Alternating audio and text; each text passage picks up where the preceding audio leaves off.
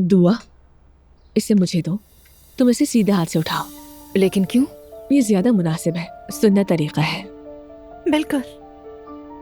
अच्छा, दुआ को नहीं पता। कोई बात नहीं।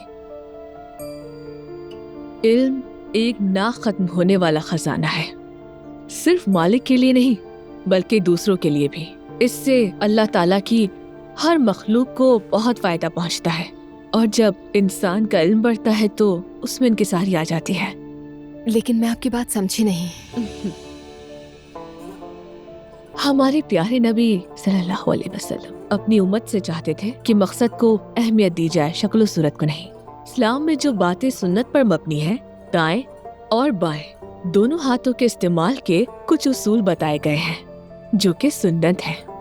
ठीक है, पर मैं अब भी नहीं समझ पाई। यानी दाएं और बाएं हाथ में क्या फर्क है? हमें चाहिए कि बगैर मजबूरी के हमेशा ही अपने दाएं हाथ का इस्तेमाल करें, क्योंकि ये अच्छे मुसलमान होने के आदाब है। और जो बाएं हाथ वाले होते हैं? बेशक हर मुश्किल के साथ आसानी है। हम बहुत सी चीजों के आदी हो जाते हैं। तुम जानती हो ना कि हमारे कुछ काम ऐसे होते हैं जो हम दाएं हाथ से कर सकते हैं, और कुछ काम ऐसे होते हैं जो सिर्फ बाएं हाथ से हो सकते हैं। दोनों के काम अलग हैं। खैर, मैं इतनी तवज्जो नहीं देती। जानने वाले और ना जानने वालों की सजा एक जैसी नहीं होती। उम्मीद है तुम जान गई हो। मुझे अब इजाजत दीजिए, जवेरिया को फीड करवाना है। इसे वजू की हालत में दूध पिलाना, इससे चेहरा रोशन होगा और कदम मुनव्वर होंगे। अल्लाह की अमानत का अच्छे से ख्याल रखो। एक और बात, हमारी औलादें हमारी जिंदगी की सबसे बड़ी खुशी है। ये मुस्तकबिल के मेहमान हैं और सबसे बड़ी आजमाइश भी। समझ गई। अल्लाह खुश रखे तुम्हें।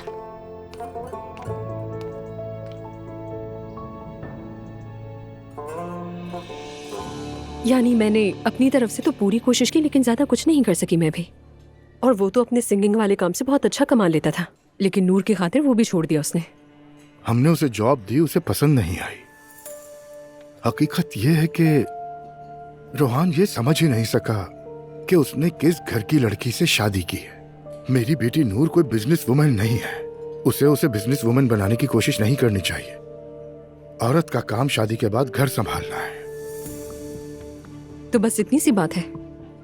बदकिस्मती से उसकी गुर्बत उसकी मोहब्बत को शिकस्त दे गई। सिर्फ गुर्बत ही शिकस्त नहीं देती है, बुज़दिली भी बाज दफा हरा देती है मोहब्बत को।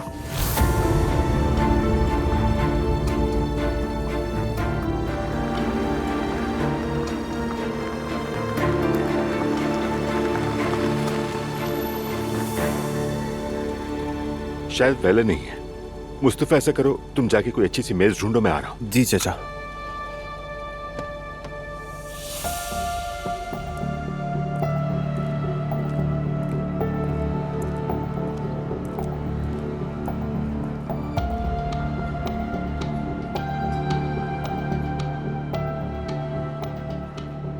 अलिफ, आप शादी मत कीजिए।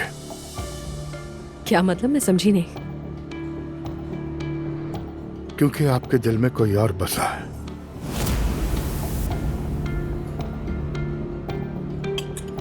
क्या आप अपनी बात कर रहे हैं अब्दुल्ला साहब? हाँ, किसी जमाने में ऐसा बिल्कुल था, लेकिन फिर मैंने सीखा कि बुज़दिल लोगों से मोहब्बत नहीं करनी चाहिए, और ये मेरे लिए एक बहुत अच्छा सबक रहा। शुक्रिया आपका।